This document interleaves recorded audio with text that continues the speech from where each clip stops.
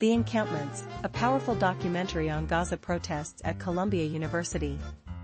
In the early hours of April 17, 2024, a group of passionate Columbia University students took a bold stand by setting up camp on Butler Lawn, a vibrant green space at the heart of their campus. They pitched colorful tents, gathered essential supplies, and displayed homemade signs that boldly proclaimed this area a liberated zone.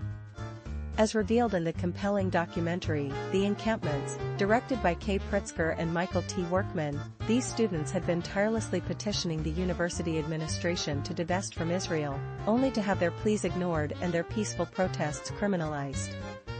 Faced with such dismissal, they knew they had to adopt a new strategy to ensure their voices were heard. Produced by Watermelon Pictures and featuring the executive production of Macklemore, The Encampments chronicles the inspiring journey of Columbia students who sparked a significant and far-reaching solidarity movement last spring. Their encampment not only galvanized fellow students across the United States but also resonated globally, urging universities to divest from companies that manufacture weapons.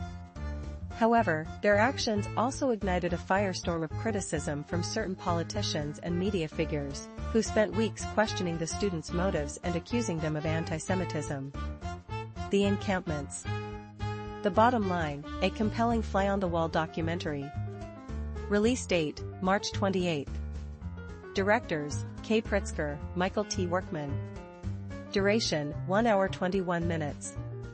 The film closely follows four key participants of the encampment: Mahmoud Khalil, a Palestinian student and lead negotiator between the activists and university officials; Sweta Pollitt, a first-year graduate student who had been organizing for Palestine on campus prior to the encampments; Grant Minor, a Jewish graduate student and president of the Columbia Student Workers Union; and Nay Idris, a Columbia alum who continues to advocate for Palestine. Their personal stories weave together a gripping oral history of the protests while providing essential context for the university's long-standing student-led divestment campaign.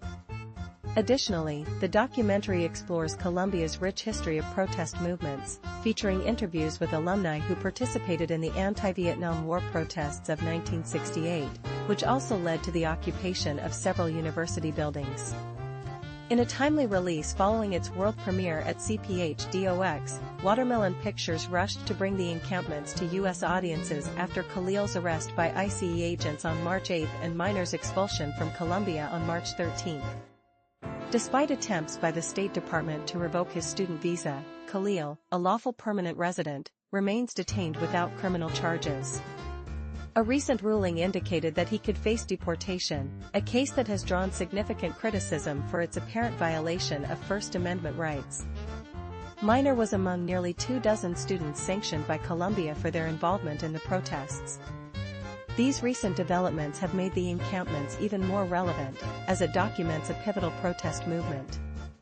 It joins a series of recent films that highlight the stakes of this ongoing conflict. While films like No Other Land and From Ground Zero capture the immediate impact of Israel's actions in the West Bank and Gaza, The Encampments reveals how these issues resonate within the U.S.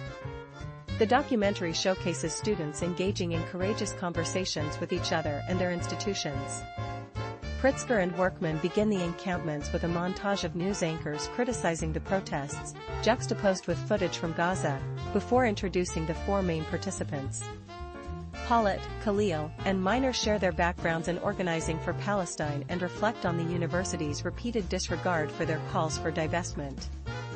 Pollitt provides a brief overview of Columbia's endowment and board of trustees, citing past instances where the administration chose to divest from certain countries, such as South Africa, hinting that this topic could warrant its own documentary. Pollitt's insights offer just enough context for viewers to grasp the significance of the student-led divestment campaign. When the organizers decided to occupy Butler Lawn, they felt it was their only chance to capture the administration's attention. One of the most intriguing aspects of the encampments is how Pritsker and Workman connect current activists to Columbia's historical legacy of student movements. They interview Jamal Joseph, an alum who helped orchestrate the occupation of Hamilton Hall in 1968 to protest the Vietnam War, and include archival footage from that era, reminiscent of Paul Cronin's documentary A Time to Stir, which chronicled Columbia's anti-war actions. Similar to the 1968 demonstrators, the encampment students also occupied a building. Days into their